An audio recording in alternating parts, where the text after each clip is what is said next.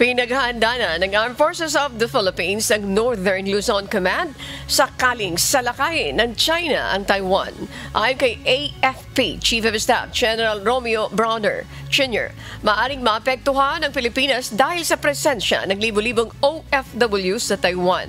Sinabi rin niya na kasalukuyang nakararanas ang bansa ng cyber information at political warfare mula sa China.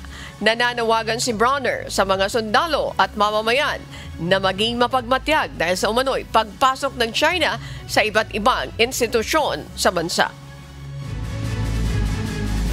So, sinisingitan na tayo. The Communist China is already conducting United Front works in our country.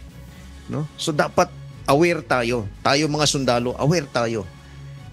No? Hindi po kathang-isip yun na pinapasukan na nila. They're already infiltrating our institutions, our schools, our businesses, our churches, even our ranks in the military. No? So, kailangan nating magmatsyag.